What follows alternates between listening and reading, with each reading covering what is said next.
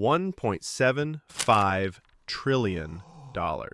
That's the price tag on Elon Musk's next sale, the biggest sale in human history. The buyer?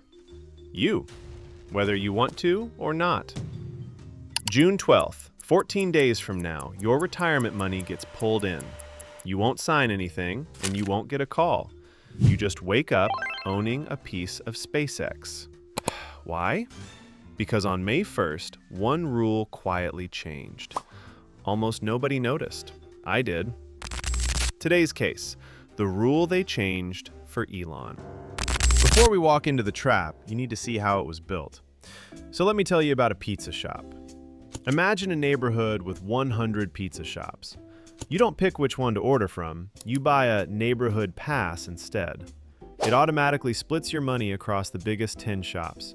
You don't choose, you don't taste, you just pay. That's an index fund.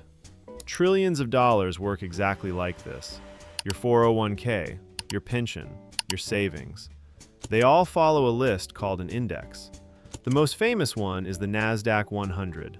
Over $600 billion track it. Now here's the part that should worry you. A new shop opens, no customers, no track record. But the list adds it anyway, and the pass starts buying.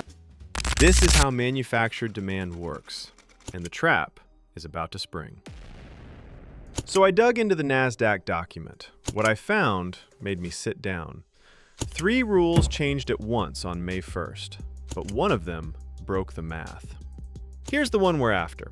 We're calling it the 3 times multiplier. Here's what it does. When a company goes public, most shares stay locked. Only a small piece is actually for sale. That piece is called free float. Think of it as the slice of pie on the table. The rest of the pie is still in the fridge. Normally, your index weight is based on the slice. Small slice on the table, small weight in the index. That's fair. On May 1st, the rule flipped. Now, if a company puts a small slice out, NASDAQ treats it as if it were 3 times bigger. Yeah, that's not how math works, unless you're NASDAQ. Let me show you the numbers. SpaceX plans to float about 5% of its shares. At a $1.75 trillion valuation, that's $75 billion in real float. Under the new rule, the index pretends it's $225 billion, 3 times the real number. Every passive fund must buy at that fake weight. That's not investing, that's manufactured demand. And here's where the company finally enters the story. So who is this SpaceX everyone's about to buy? Most people think SpaceX is a rocket company. It's not. Well, it is. But that's the small part. SpaceX is actually 3 businesses stacked on top of each other. The rocket part made $4 billion last year. Sounds big until you remember the valuation. The second part is Starlink, internet from space, beamed to a dish on your roof. This part actually makes money.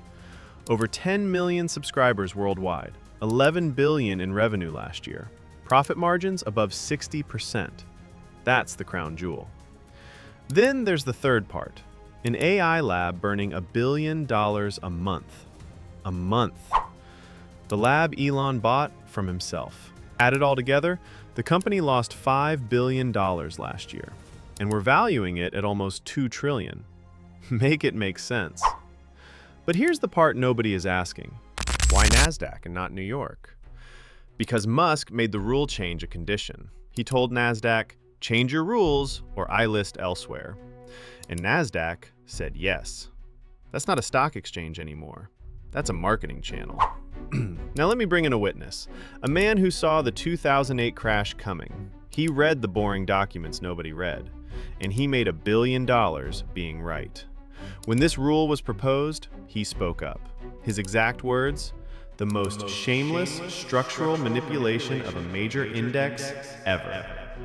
The original proposal was even worse, a 5 times multiplier. They brought it down to 3 times. But the real giveaway came from inside SpaceX itself. Their CFO made a strange announcement. Retail buyers would get 30% of the offering. Most IPOs give retail just 5 to 10%. Why so much this time? His answer was the quiet part out loud. He said retail had been supportive of Elon. Plain English? Loyalty as exit liquidity. And here's the part that should make you angry. The early insiders can sell first. Musk stays locked, but everyone else gets the exit. They sell to the funds forced to buy. They sell to the fans who love Elon. They sell. If this feels familiar, it should. We've seen this trick before. Look back at 1996. A small internet company called Yahoo went public. Tiny float, big hype. Few real customers. Then Yahoo was added to the S&P 500. On inclusion day, the stock jumped 24%. One day, one number, no new news. Index funds were forced to buy at the same time. The price reflected the rule, not the business. Then the bubble broke. Yahoo fell 97% from its peak. The fund holders never chose Yahoo, but they ate the loss anyway. That was the lesson. Today we're watching the sequel. Same plot, bigger numbers. This time the rule was rewritten on purpose. So what do you do knowing all this? First, check your retirement account. Is it tracking the NASDAQ 100? QQQM, anything benchmarked to it. If yes, you'll own SpaceX automatically. Second, ask yourself one question. Did you choose this, or did the rule choose for you? Third, watch June 12th and the 15 days after. That's when the forced buying hits. Fourth, there are funds that don't follow this rule. Equal weight indexes exist. Value-tilted indexes exist. But nobody mentions them on TV. This isn't about hating SpaceX. Starlink is real. It's about the rule changed for them and the savings that will pay the bill. Without your vote, without your voice. Case closed. For now.